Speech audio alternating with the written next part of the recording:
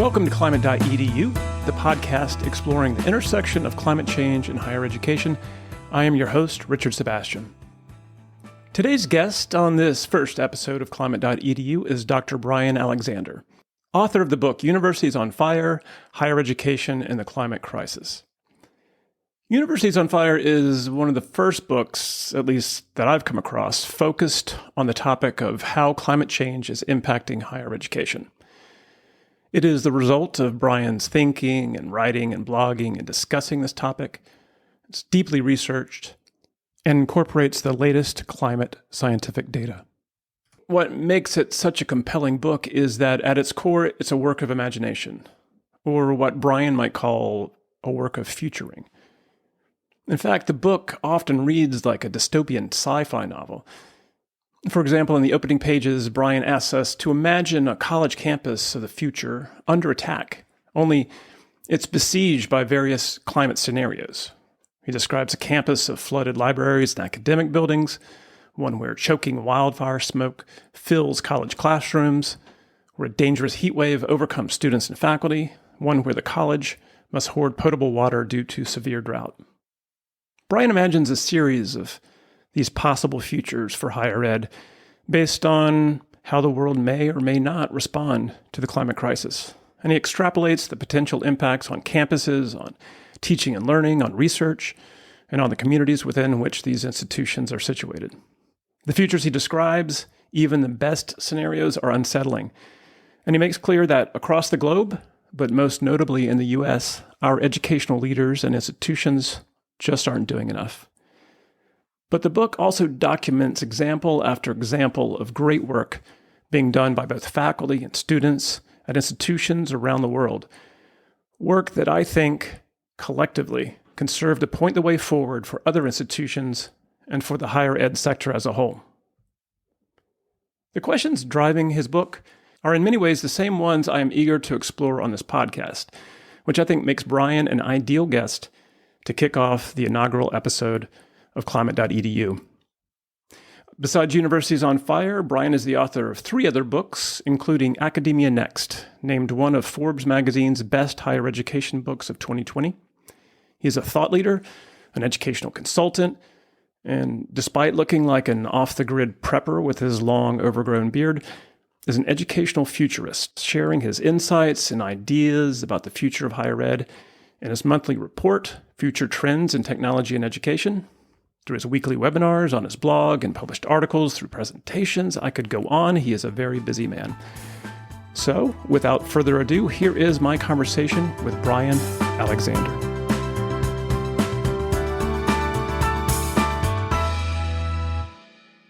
Bryan Alexander, welcome to what is the inaugural episode of Climate.edu.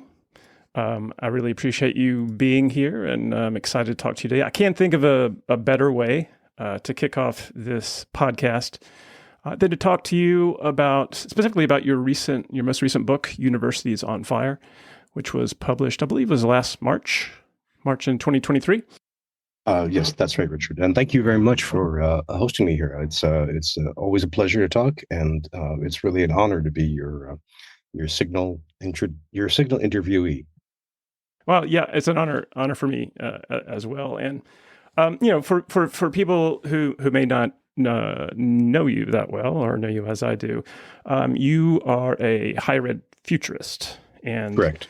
Before we kind of get into the book, which you describe as a work of futuring, can you tell us a little bit about what is a futurist? What is it that you do? And something that I really want to know, because we've known each other for a while, but I don't really know how what led you to that vocation? What led you to thinking about higher education in this way, thinking about the future and trying to look down the road and what was coming? Oh, sure. Good questions. A futurist is somebody who helps people think more clearly, more creatively, and more strategically about the future. We often call ourselves forecasters to try and echo the idea that we're not exactly doing prediction, but trying to give people more intelligence about what's coming up. Mm-hmm. It's a very, very exciting field. I'm one of the few people who work in the future of higher education, and my job is to help people in and adjacent to academia, again, think more creatively, more strategically, more effectively about the future. So I do continuous research all year long, and I share that research in various venues, informally through social media, formally through articles, scholarly books, book chapters, as well as presentations, workshops, consultations, literally around the world. The only continent I haven't done this in is Antarctica, and I'm hoping to get to that. So that's a quick sketch of what futures is as a field. Myself, I got into this in a peculiar way, and actually, a lot of people end up in futures and unusual paths. I can imagine, yeah, or through unusual paths. So, from about 2001 to about 2016, I was working for a nonprofit that itself worked with hundreds of small colleges across the United States, primarily liberal arts colleges.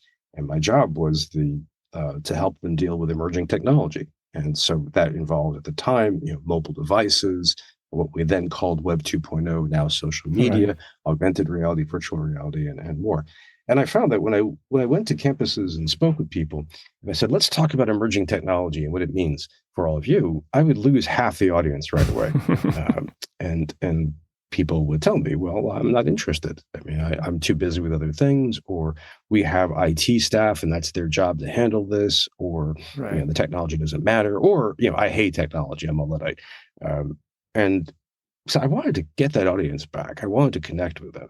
And I also found that as I was doing my work, I inescapably found I was bringing in other domains besides technology. So I was talking about enrollment patterns. I was talking about campus finance, began talking about culture and politics. And I realized I was doing futures work, not just narrowly construed technology forecasting, but I was really doing futures work. And it was the future of higher education. So I doubled down on that. I researched this extensively. I redid all of my work, connected with the futures community, started doing actual futures work. And then when I came to campuses and said, let's talk about the future of colleges, let's talk about the future of universities, everybody was excited. So I've been doing that ever since. And I stepped away from that nonprofit, started working on my own with my own company, working around the world. And now I spend about half my time working with one client in particular, with Georgetown University. Right. You are is it a scholar there? Yeah, senior scholar. Senior scholar, yeah. An adjunct professor. I teach in their graduate program of learning, design, and technology. So, appropriately, I teach classes on the future of higher education. You spend a lot of time, it sounds like, on campus talking to faculty and talking to administrators all over the world. Is that right? I work with all different institutional types and all populations on a campus. My joke is I can offend everybody equally. I work with librarians, with grants officers, presidents, deans, faculty of all disciplines, as well as what I think of as academically adjacent enterprises like scholarly publishers, governments when they turn their attention to higher education, and so on. So, you kind of embarked on this career of being a futurist, and a number of years ago, it wasn't too long ago, you published your first book, Academia Next. It's actually my third book. Oh, it was your third book. I'm sorry. No, it's quite right. My first book, which is now in its second edition, is about digital storytelling, with an emphasis on how it can be used for education. I did a second book about the where higher education was headed, aimed at K through 12 audience. And then Academia Next, yes, came out in late 2019 with Johns Hopkins University Press. Yeah, that was a great book, and it really kind of seemed to encompass, a lot of what you're talking about here, like some of the things that we have seen come to pass in higher ed. You were kind of thinking about those things back then, and including prescient thinking about pandemics and impacts on campuses. How did you get to thinking about a pandemic as something that was really kind of real and a threat to higher ed? Well, I thought about it for two reasons. One was pedagogically, and one was professionally, in a different way. So the pedagogical reason was I look for prompts that will get an audience thinking really creatively, and really get the creative juices flowing, and getting them generating new ideas. And so I often look for prompts that will cut across the usual grain. So if I ask, all right, imagine what happens if your enrollment declines, everyone's like, oh, that's nothing. We're used to that, or that's not unusual.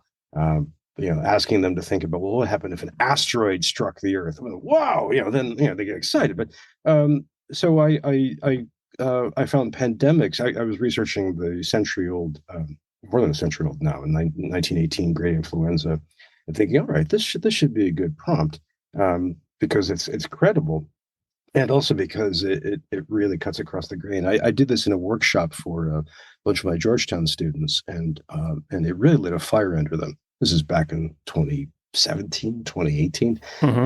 And it made them think about everything from the physical plant of the campus to different disciplines and research to teaching.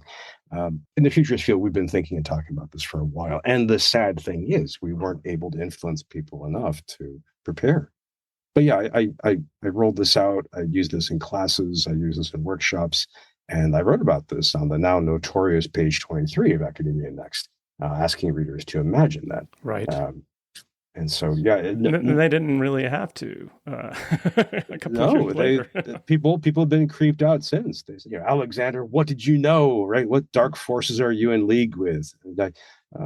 And so that's, sadly, I mean, forecasters, futurists, whenever we nail something, it really bears out. We are, of course, professionally satisfied, but I don't like to be satisfied about things that are terrible, right? The things that hurt people. Well, like climate change. Oh, what a good transition. Very good. In your book, Universities on Fire, which first of all, a couple of personal notes, Brian. I so appreciate this book for me personally as a kind of lifeline, because I've been in higher ed for a while, working in four-year colleges and community colleges and nonprofits, and in my work, I was becoming increasingly concerned about climate change, and didn't see it anywhere in higher ed. I don't want to say anywhere, but really at the level of panic, I suppose, that I had and what I was seeing in the world. And it just seemed like higher ed was just chugging along as always. And it was really great to have someone who saw this too, right? Who was worried as I was. And, you already had this kind of deep knowledge, and we're writing this book on it. And so it was really great for me to see that, there was stuff happening, it wasn't happening at the level it needs to, but it was really, I really appreciated the hope. Thank you so much for saying that. I really appreciate that. Thank you. I enjoyed the book, and as I said when we got started, it is a work of futuring as you look down the road at.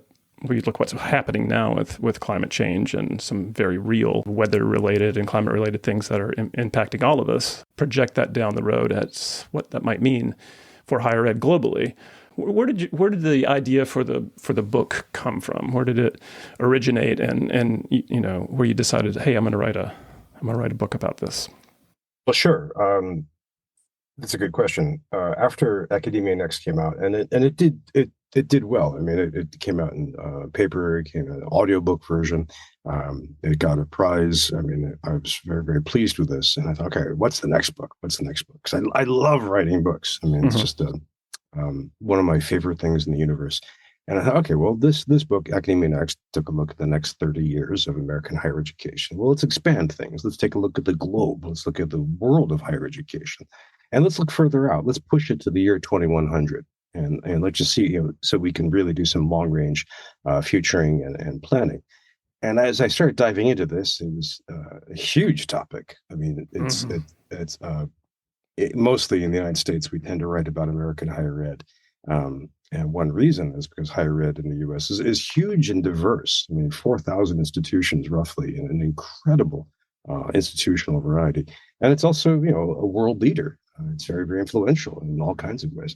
But the globe, we're talking about roughly 20,000 institutions, Right. More than 130 countries, each with a different culture and system. And as I was diving into this and trying to plan, all right, how am I going to research this? Am I going to build up a team? I had the exact same experience you did. I started looking at climate change, externally to this and in the futures field, we're very, very focused on climate change. I mean, it's kind of an axiom that if you do forecasting, you don't involve climate change, you're making a mistake. It's like Sure. talking about the future of humanity and not mentioning demographics, the future of politics and leaving out war. Right? And I started looking into this and had, again, the same experience as you, Richard. I found very, very few people talking about this. By talking about this, I mean looking in scholarly books, looking at presentations of associations, academic conferences, looking at scholarly articles, looking through all kinds of sources, and then just asking people, everyone I met in my work. And again, one of the nice advantages of my work is that I do get to meet a tremendous amount of people in and adjacent to academia, and I didn't meet, I don't think, a single climate change denier. Right? I mean, it was easy to find people, and we can have arguments about all kinds of aspects of it, but nobody was going to come out and say, it's not happening, things are getting colder, or something like that. Instead, what I found was people were interested in climate change, aware of it as something external to their professional world. Right. Yeah, they saw the planet going through this, and they'd be interested, depending on who they were, they'd be interested in talking about politics, for example. They might be interested in focusing on some entity. One professor told me that she thought we should really focus on the Department of Defense as a major carbon emitter. But almost nobody was talking about this in terms of academia, in terms of our operations. And so I kept poking at this and poking and found, all right, this is something, this is a void, and this is a problem. We really, really need to be thinking about this. So I researched this, and the problem just ramified. I started blogging about it, and it just, the post just kept coming because it bounced off of different areas. I mean, we think about how this plays out in teaching and learning, and there's an interesting curricular dimension, but also pedagogical dimension, and then also student support dimension.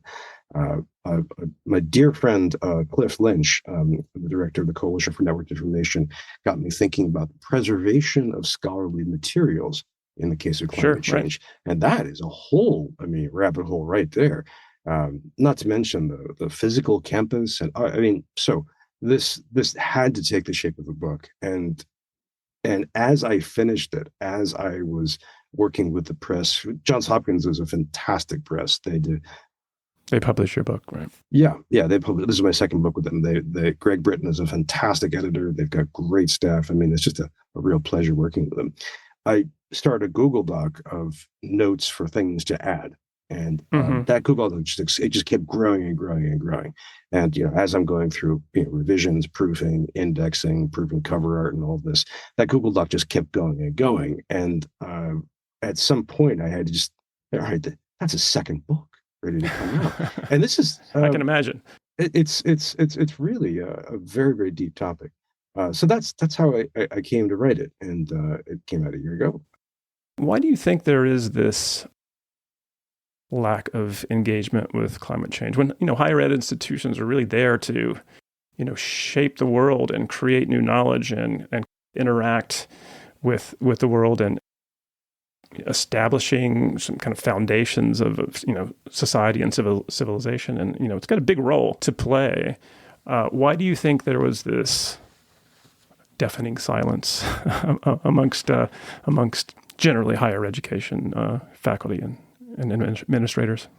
Well, I had some ideas when I started writing this. And then as I've been talking with people in the course of writing the book and in the course of presenting the book after it came out, signing books and going on book talks and talking with people, I think there's a lot going on in that silence. And historiography trains you to think you can't generalize from absence. You can't conclude from negative. It's very, very difficult to do that.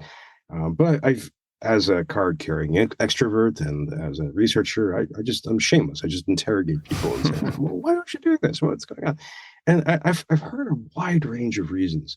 One of them is that politically it feels radioactive. I've heard this from presidents, I've heard this from trustees, I've heard this from deans and vice presidents, that they see it is all risk and very little benefit. In fact, I've heard more than a few presidents and deans tell me they don't see a demand for it coming up from their faculty or staff, and definitely not from their trustees. So for them, it becomes something like a virtuous thing to do, but not one that has political grounding. The second I hear from faculty and staff is that first they feel that they have a limited amount of time to spend on a limited number of priorities, and they have other priorities. And the priority may be defending their profession against what they see as rising tide of anti-expert animus in the American public. It might be that they want to achieve some other political goal, social justice or advancing women in STEM. It may be that they have their own research that they're passionate about and committed to, and their own teaching agenda, and that they just don't have time for this. And there's a tradition of that. I mean, in academia, there's a kind of implicit bargain that, and it's often actually explicit, that you join an institution, a college or university, because the college or university will take care of certain things for you. They'll take care of HR, they take care of marketing for you, they'll take care of providing physical support for you, depending on your position, and you provide, in turn, your teaching, your research, and your service. And that lets you focus on whatever your part of the academic puzzle is. If you're a biologist, if you're a Spanish scholar, and you get to focus on that. And it's a when it works, it's a really good bargain. I think beyond that, though, there's also that faculty and staff tell me they are, sorry to finish that thought. And climate change is just off that bargain. I mean, that's something for institutions to worry about. That's, if I'm a Byzantine historian, I don't have time to worry about this. Then, it's up to the university to think about this. But I think the other thing that's even more powerful is a sense that academics are exhausted, that they are burned out. I hear burnout and exhaustion talk everywhere I go, independent of institutional type. I've heard this from very wealthy liberal arts colleges. I've heard this from community colleges, and the sources are variable but familiar. I mean, you can think that perhaps the whole COVID experience, from which we in many ways never recovered, is part of it. Institutions that are afraid for their existential continuance, our financial pressures, people who are worried about politics of all kinds of ways. And I think part of that too is a sense that I'm just a professor. I'm just a technologist. What can I do? Climate change is a problem that is so vast that philosophers coined the term hyperobject to describe it.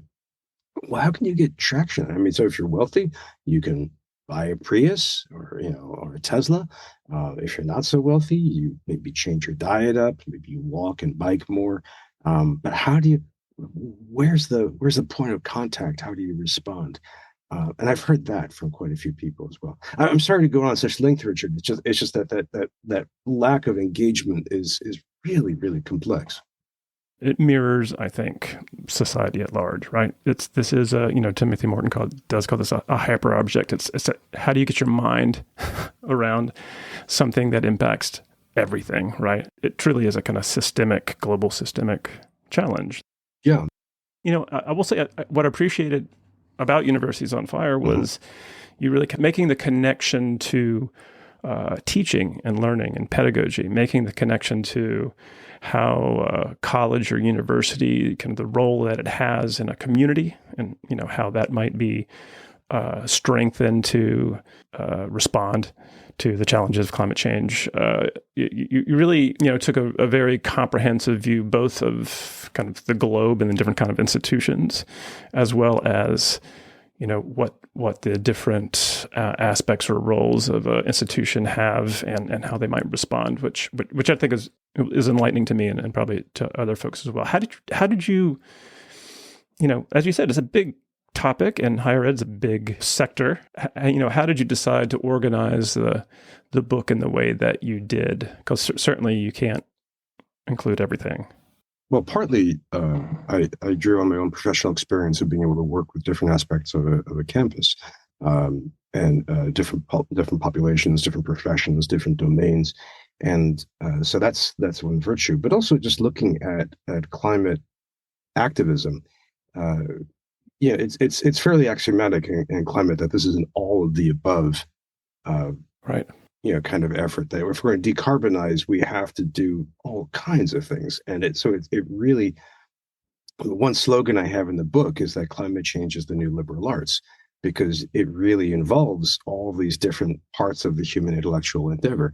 And so finding that really let me, picking up that approach really let me understand better, I think, what's going on in colleges and universities. So, for example, just thinking about the physical plant on campus, I mean, almost all campuses have one. I mean, even the predominantly online institutions like, Western Governors or Southern New Hampshire or Liberty University, they have offices, right, as well as servers.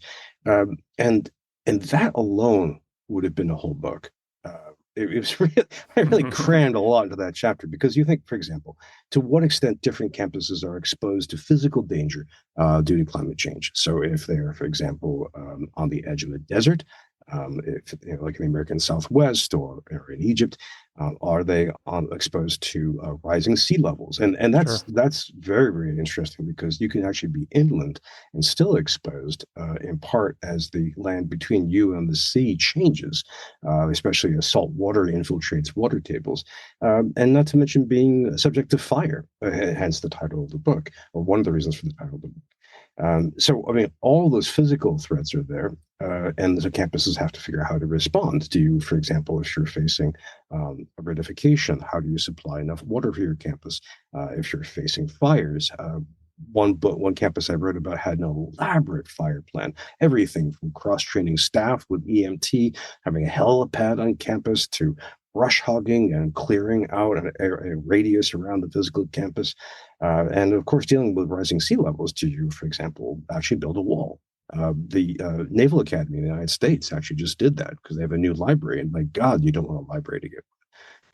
Or do you, raise your buildings up on stilts, which is another method? Or do you move? I mean, that's one of the big strategic questions I think that people are reluctant to address, is if your campus is in physical danger. I mean, today, but also over the next 20 years, now is the time to start planning, relocating somewhere. And you may relocate entirely online, which is a whole topic to think about, Sure. or just relocate to another area. There's Apple TV has a really interesting climate fiction series called Extrapolations, which I recommend. It's uneven, but I Mhm. think it's fascinating. And there's one plot line which involves the federal government relocating people from Miami to Duluth, and it's played for Okay. jokes, but it's also a pretty realistic one. That's a I think very Duluth has been plausible. identified as one of the kind of, I don't know, climate sanctuaries Yeah, for yeah. the predicted temperate, you Well, know. the Great Lakes area is a fantastic place for that when you look at long-term league. So, and there's still more. I mean, you mentioned LEED building. This is something you have to think about for all your buildings. To what extent does a campus building emit carbon in its entire life cycle, in its construction, its repair, its maintenance? And do you renovate these buildings? Do you tear them down and replace them, or just build new ones to shift operations over to that? Do you take a look at demountable architecture, where you can just move building parts from one building to another? What do you do with your campus automobile fleet? I mean, a lot of campuses have everything from buggies to buses and cars. How swiftly can you turn those over to electric? And then, of course, people are visited by people on cars. So, how do you incentivize them to drive electric cars? And do you disincentivize them from driving fossil fuel burning vehicles? And there's still more. I mean, you think about most campuses don't generate their own electrical power. They outsource it to somewhere else. The one big exception I can think of is UT Austin, because, well, Texas. But where do you buy that electrical power from? Does it come from a source that is a nuclear power plant? Is it a source that's burning coal? I mean, I wrote in the book about Berea College, which is a fascinating, endlessly fascinating and impressive, very inspiring institution. They basically unplugged from coal and plugged into hydropower from a source just in their county. Or do you start generating more of your own? Depending on where your campus is, do you put up solar panels? Do you put up wind turbines? Do you have hydro access? That kind of thing. And then there's campus food. And we know that food plays a role in carbon, in greenhouse gas emissions, both carbon as well as methane, especially the American diet, which is very heavy on meat and animal products. So does your campus start to change that up? Do food services start to offer more and more plant-based food? I've actually seen this from the companies that do dining for campuses. They are really abreast with this, and you can actually see it in their brochures and flyers, where most of the art is of plant-based foods. Hmm. In fact, one company has a think tank which is all about doing that. But also, if you have campus agriculture programs, to try and shift away from, say, dairy and raising beef, and try and have more. And it just, again, like I said, this just ramifies. And this is simply one domain, just the physical environment of the campus. A second area is thinking about the teaching and learning mission of a campus. That's, for most people around the world, I think this is central to, I think, the value of higher education. What does a college do? What does a university do? It educates people. And so already we're doing that. We are teaching people, and that teaching we're teaching people about climate crisis. And this happens in some academic departments you'd expect. This is happening in environmental studies, in earth science, in hydrology, but it's also happening across the curriculum because you have access to this in all kinds of domains. For example, thinking about psychology. Psychologists have been doing research into what happens to the human mind when the earth becomes this different creature. Some psychologists have coined the term solastalgia to describe the emotional experience of realizing that the earth you grew up with is not the earth we have now. You look at economists. Economists have been modeling this like crazy. In fact, one economist got the Economics Nobel Prize for trying to cost out and model out how we will economically approach all this. Religion is one aspect that fascinates me here because we've got scholars who are looking at the impact of climate on existing religions. So, for example, in Catholicism, the current pope is very keen. He's published a document urging people to act on climate change, but you also have Catholic conservatives who argue the opposite. You take a look at India, where the Ganges River, sacred river to Indian religion, is drying up because it's entirely fed by glaciers, and those glaciers are drying up. So what happens to a religion when one of your holy sites ceases? It changes, it mutates, or perhaps ceases to exist. And so on. You just ripple this across the curriculum. I'm a humanist. My PhD is in English literature, and of course, literature can do anything. But taking a look at climate change in literature is something people have been doing for a while. I think there's the emerging field in the world right now, climate fiction, which appears. I mentioned a TV series, but it appears in print. It appears in computer games. So studying that. So all of these are fields where we can teach students. And I think all the polling shows there's going to be more demand because people under 30 are way more interested in climate than people over 30. So, yeah, I wanted to ask you about, it seems like a big force, a big influence in how an institution might or might not engage with climate change and planning for climate change, or students who as we know, are and as you say, are much more plugged in and aware and I would think concerned about this issue. Have you seen that in your work since the book and in producing the book, a kind of deep engagement by students, or is it like the other examples you give? It really depends on a lot of different factors. I think this is. I hate to get into generational theory because I don't really like it. I don't. I think it's way overblown. But I do think there is a massive generational divide. If you look at a generation that grew up after the Cold War and grew up in K through 12, where they're taught about climate change and global warming, for them, they are much more interested. Their denial is vanishingly small, and they're interested. One slogan that I've seen at climate rallies that always haunts me is "You will die of old age, we will die of climate change." And I think, okay, this is so. Just in terms of supply and demand for teaching and learning, it seems to me that it's a no-brainer for campuses to offer more classes, and not just more classes on climate change, but also more programs.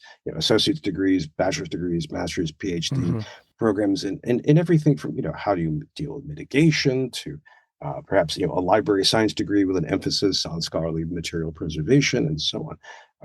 This seems really obvious, but you can go even further. Right now, we have this crisis in mental health nationwide, but especially marked by younger people who are really much more likely to identify as having mental health challenges. Well, the climate crisis is one big reason for that mental health challenge. Right. But dealing with a climate crisis is a way of addressing it. Colorado College has this really interesting program where students get to live off campus in ecologically designed housing. and they have to do some project of working on climate. So I visited there last year, and the students were working on teaching K through 12 kids more about climate change. And their president tells me that the students, the Colorado College students who do this work, report improved mental health, which kind of makes sense, right? If you're worried about something that's terrifying and you can do practical stuff about it, that's a good thing. That's satisfying. That's not a new idea. That's a very human principle. So I'm thinking, all right, if you can turn to Dickinson College, where Dickinson has all kinds of stuff going on. They've got an off-campus organic farm. They've got a required sustainability class. They've got a lot of stuff going on. I mean, is that a way to improve students' mental health? So here's a second reason for campuses and universities to do that. That's just that just seems like a very, very important reason to do it. But it's also tricky, Richard. I mean, you think interdisciplinary teaching is very difficult. We know how to do it, but it's Right. complicated and challenging. It's hard to get departments aligned, and it's also something that requires professional development support. So, I mean, I mentioned a Byzantine historian. There are many of them, but to say, all right, a Byzantine historian is suddenly alert to climate change and wants to teach about it. How does their university support them in this? So, do you, for example, does the academic dean have a fund that goes down to divisions and to departments for professional development? So, course release, so the professor can take time off to research this. Maybe visit a conference or do online work. Do you set up a center, for teaching and learning in climate, or just a general climate center on campus where they can go to be with peers and that kind of thing?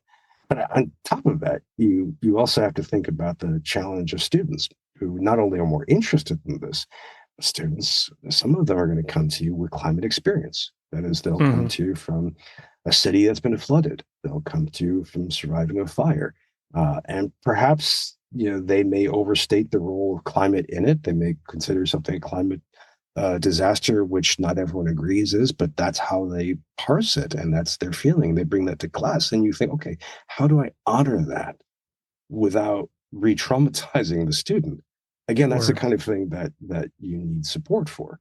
Uh, so I think this is something which we should do, and it just seems likely we'll do, especially as campuses are more and more worried about enrollment and about maintaining relevancy Exactly. and attracting the younger generation of students. We started out this conversation really on kind of a down note, but you do document a lot of really great stuff that is happening that you've mentioned just now with Dickinson College and some of the Berea in Kentucky. But I'm really particularly interested in these kind of collaborative efforts between institutions or amongst departments, kind of interinstitutional or beyond, partnerships with communities. Can you talk a little bit about some of the models that you've came across, some of the examples that you cite in your book where institutions have really, not just kind of thinking about climate change, the impact on the campus, but kind of starting to build kind of a new institutional model through these collaborations? Well, it's interesting. I mean, I mentioned Dickinson College, so I just want to say a little bit more about that. They have Right, this, they're really interesting. yeah, they have an off-campus organic farm, and this is important because they're in farming country, so there's a nice way for them to engage with that community. And at a broader level, politically, this is tricky because this is central Pennsylvania, which is a kind of red zone in a blue state, and you've got a liberal arts college, which is as blue as you get, surrounded by agriculture, which is usually conservative. So that's a nice way to bridge that. But also, there was a really interesting project a bunch of students did. They analyzed the carbon footprint of their university, and so that's a research project that takes some time. But then what they did was they measured the carbon footprint of their town of Carlisle and presented that to the town government. And the town government thought this is great. I mean, they hadn't really had that data, and so they could use it for their planning and all kinds of stuff. And then the county invited them to do the same for them. So I think that's just a really, I mean, that's a good example of undergraduate research, but it's also a really good example of the kind of community partnership that can be done. Sure. The Pacific University I mentioned that was really in danger of fire. So this is a campus that was up in the woods, surrounded by a lovely forest, but in California, forests can burn, especially when it's very, very dry. And one of the principles we know of climate change, a nice rule of thumb, unfortunately, is the areas that have too much water will get more water, and the areas that have too little water will get less. So one of the things they did was they partnered with their local community, which also gets hit by the same fire. So, for example, they had some of their staff cross-train as EMTs for the local community. So they can go off and help, with fire, with ambulance, with all kinds of work. So that embeds them with the community and also brings the community into them. So if the campus is threatened by fire, it's part of the community. I mean, I think you can see more examples of this too, in ways that are more cautionary. I spoke with the president of one university who said that he really wanted to unplug from the local utility because it was burning. I forget if it was natural gas or coal, but it wasn't a gigantic utility. It was a community utility. And so unplugging that would basically be a bad political move in the community. It would cost a community enterprise funding and support. So that's tricky. I was talking with a Virginia university, which had a great plan to do solar adjacent to campus, just in a wasteland area. And it looked all set to go, except some of the community opposed it. And it looks like some of the community opposed it for reasons that were ideological. They just thought, this is green and awful. But also some of them were tied to the fossil fuel industry. And so this is tricky. There's a lot of potential for harmonious collaboration as well as for friction. And I think what we're just going to see more and more of this as, for example, you look at New York City. They're building this elaborate project around Manhattan because Manhattan is, well, it's an island, and as part of an island, it's exposed to sea level rise. So they have a massive engineering project to protect it. And so you wonder, okay, Columbia, CUNY, NYU, Barnard College, can they contribute faculty heft? Can they have faculty doing public intellectual work of explaining the project or contributing civil engineering power to help design it? Can students work on it as service learning or work study? I think campus after campus is going to be thinking about this, depending on their exposure to immediate harm from climate action. Pulling back a little bit, the challenge of climate change somewhat demands a kind of new model of higher ed. We know the change generally, and definitely here in the United States, but change in higher education can be glacial. We don't have the time as we usually do for these kind of changes. Have you thought at all or talked to campus representatives at all about a kind of a new vision for how higher ed works together and incorporate some of these models that solve problems while also engaging in learning? I have, and I'm going to write about this in my next book, so maybe you're hearing about it first here. But I think climate is such an extensive and deep issue, this hyper object, that it seems foolish to expect higher education won't be moved by it or impacted by it. And if we look at the responses to climate, I mean, already the responses, which have been fairly tentative, not enough, and in many ways institutionally conservative, already impact us. Think in the United States, for example, having the bizarrely called Inflation Reduction Act should be money that campuses can use to support all kinds of hiring new positions in climate studies and rolling out professional development support and changing their physical campuses and all kinds of good stuff. So that's already there. But then you think about state government mandates. So if a state mandates, for example, that you can't talk about climate change. This happened. I was visiting Texas at a group of public universities, and they told me, you really shouldn't say much about climate change because we're not supposed to. Thanks to state rules. Or you think about the opposite, a state like California, which is pushing for aggressive decarbonization. The campuses have to respond to that as being members of the community. So we're already starting to see that transformation begin to happen. But if we go further still, there are more and more visions for this. Famously or notoriously, depending on your politics, we've had the Green New Deal, idea in the United States, and that's been echoed in other countries, which have been referring to green deals. So it's a kind of combination of classic green politics as well as social democracy. More funding for education, more funding for social services.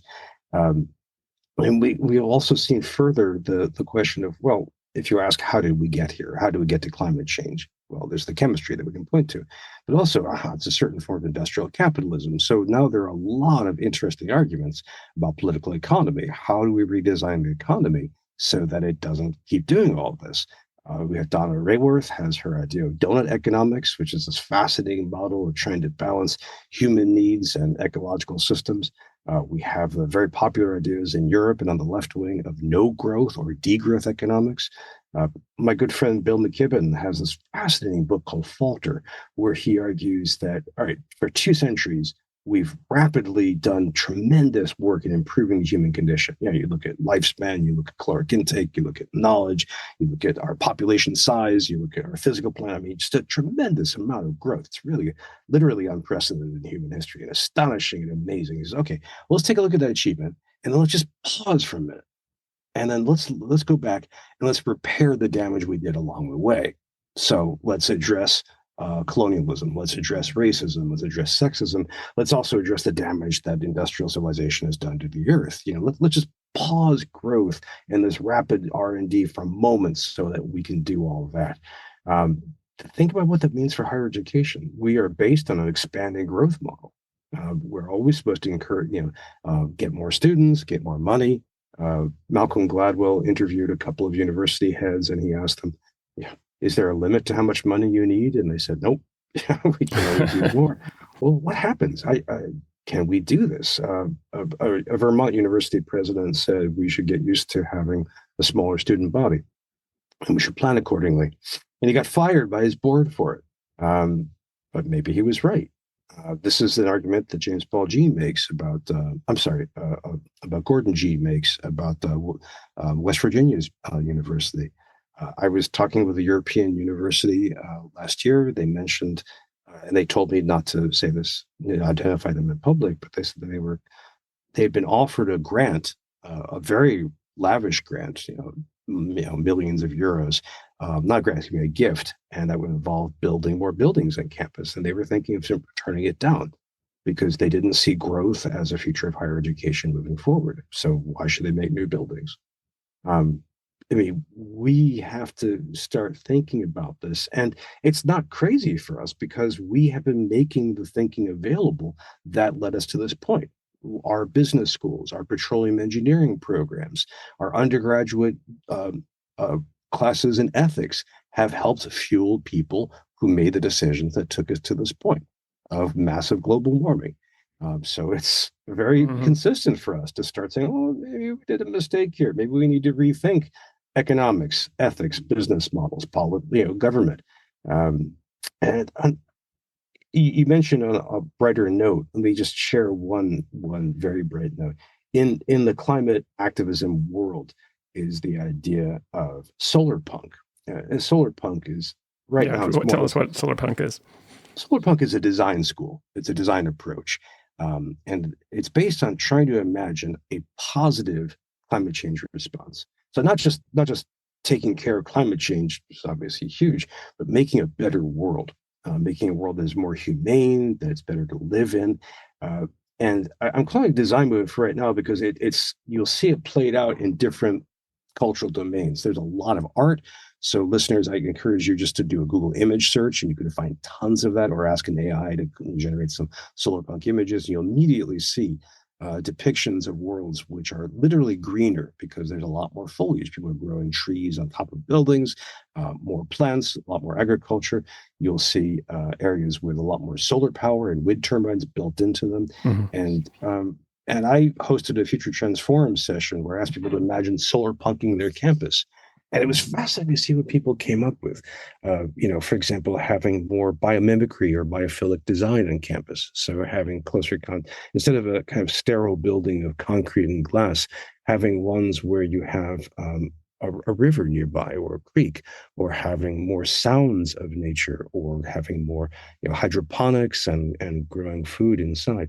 I think this is a fascinating vision. It's not one trying to say, okay, we're all going to do this. This is what we should do. I'm saying this is humanity exercising its creative and imaginative capabilities to imagine a better world in the middle of this, enormous disaster. I think that's one that we can use as a source of inspiration Yeah. and hope. What has been the reception to your book from broadly, the higher ed community or higher ed sector? Can you kind of summarize how the feedback that you've gotten? Has it been kind of Sure. like me saying, "Oh my God, thank you for thank you for talking about this," or have you gotten pushback? What's the general reception been to the book? What I learned from the reception of this book is that academia is very much in the early adopter stage of climate responses. You get scattered individuals on campuses, professors, deans, staff members who are interested and work on their own patch. So they may be very active in doing community engagement, community education. They've got their own classes they teach or their own programs they run. But there's little in the way of institutional investment. I'm not sure how long we're going to be in this stage. I think all the resistance to climate change that I mentioned before is what I've been hearing. People are talking about the book, but there's really the age cohort difference is really striking to me. I gave a talk in one country about this, and the older administrators nodded and left the room. The students came to talk to me, but also the AV staff came to talk to me because they were in their 20s. And they said, they basically broke professional mode, if you will, and said, well, let's not talk about miking and let's talk about what's going on with this. How can we help? What can we do? I had a conversation last June at the wonderful Reclaim Hosting group. That's a terrific web hosting enterprise. And they had a conference and I had a grad student who listened to me talk about this, and he had a crisis of faith. He said he wanted to go on and work in computing and do a lot of work with computing enterprises that burn a ton of carbon. And he was like, well, should I do that? I mean, maybe I shouldn't do this. Maybe I should back out and do something else now, or I should, work on low carbon computing. So I think right now it's still early days. You hinted at this a little bit, but what's next for you, both in regard to climate change and this topic, and how you can want to continue to address it, and your next book project? Well, this year I'm focusing my research agenda on two topics. One is climate change, continuing to work on that. So I'm giving talks. I'm building up consulting on it. I'm making more media about this, and I hope to have some to show later on. And I've also been working very hard on AI. I've run a Substack, which has been growing and growing and growing. And obviously that's a whole other topic to talk about AI. What I'm hoping to do is to write a book about the next generation of higher education, focusing on the real pressures that are hitting us right now. So, for example, the enrollment pressure, I think, this is something which is, if you talk to a president or a trustee or a dean, this keeps them up nights. Basically, higher education enrollment in the United States boomed from the early 80s through 2012. Depending on your numbers, it may have tripled in size. I mean, just a huge, huge growth. And then 2012, we stopped growing. And in fact, every year, actually every semester since then, until last semester, higher education enrollment has gone down. This happened for a decade before the pandemic, and the pandemic saw enrollment really drop. And so fall 2023, we had our first increase, and it was puny. And most of the increase, as it was based on community colleges doing dual enrollment with high school students. So I'm looking at what does it mean to kind of shrink higher education a bit? What happens if higher education is overbuilt for the purpose that it serves? Have we passed peak higher education? And what does that mean for the next generation? So that's something that I'm exploring. This topic, for those I think who engage in and think about it and worry about it, is unlike others, from a professional perspective, and that is really personal. How has that been for you as you're a professional, you engage in these acts of imagination, of thinking about the future, but how does it impact you on a personal level, and are you hopeful? Well, on a practical level, I've made changes in my life. So I mentioned going to a vegan diet, and that's after a very heavily meat and animal product based diet. Um, and uh, and that was a big lift. I also Yeah. bike. I bike all over town. So I've been pushing my radius. I think I can go about 8 miles out right now. Uh-huh. And I've been trying to fly less. And that's actually very hard because I live on the East Coast of the United States. So I can train up and down the coast pretty well. But getting into the interior of the United States, getting to the Midwest is very, very thorny, very time consuming, fraught with delays and problems. And getting to the West Coast is almost impossible. Mm-hmm. Um, and and I've also been trying to virtualize my work. Emphasizing virtual discussions, virtual presentations, and trying to incentivize people to do that. We're trying to put solar panels in our house right now. Been expanding our garden, although today with 2 inches of snow on the ground, that feels kind of futile. But we're going to expand our garden so we can grow more and more food.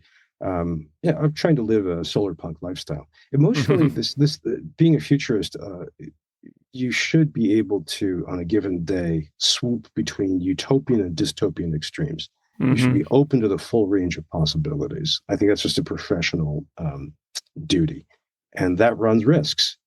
There's the comic book writer Warren Ellis has a fun little novel called Normal, which is about a mental health treatment facility for futurists who have looked into dark futures too much. And um, and I felt the need for that place Mm-hmm. working on this book. One chapter in Universities on Fire is the darkest thing that I've ever committed to print. Um, and it's a chapter on best and worst case possible scenarios. Um, and yet, I look at the creative ferment around this. I look at the intellectual and practical ways that we are responding, and that inspires me. That inspires me a great deal. That creativity helps, and so much of the climate movement is attuned to humanity in beneficial ways. If you look at the IPCC reports, they're very keen on supporting and uplifting indigenous voices, marginalized people. Social justice is just shot throughout the climate movement. Um, there's a big ethos of care, and I really admire that, and that really keeps me going. So, Brian, many of the climate models that are used to set carbon targets and global temperatures are use pretty sizable timescales, 50 to 100 years. And in your book, you are imagining the academic landscape for the year 2100. From my experience, leaders of colleges and universities aren't really accustomed to looking that far down the road. Usually it's the next academic term, maybe 5 to 10 years into the future. How might you persuade, today's academic leaders why it's important to think about the state of higher education in the year 2100? We do have a tradition of universities that have lasted for hundreds and hundreds of years. And I think we do have the nice privilege of being able to temporarily step back from the immediate demands of the market, just intellectually for a moment, and the immediate crises of politics, and to think ahead a couple of generations. And if we do that, then that starts to give us some more options as well as some more threats and responsibilities. So if you think, for example, about demographic succession, the generation that I mentioned, that's they're in teenagers and their 20s, right now, they are not in a position of power in academia. But over the next generation, some of them will age up into being faculty and being staff. And then years later will become department chairs, division heads, deans, presidents, and trustees. So the Greta Thunberg generation eventually becomes in charge of higher education. So that's an interesting curve to think about and to plan for. What happens when the generation of climate deniers, the Trumps, the Bolsonaros, shift away. And we have Greta Thunberg's generation, who is now a mayor or a governor, congresspeople or a president. That's going to impact colleges and universities very strongly. So we have to start planning and thinking about that now. We have to look that far ahead. I'm not saying give up on the immediate present and lose yourself in visions of the future. I mean, we have to use those visions of the future and sharpen them and shape them to inform how we respond to the immediate present.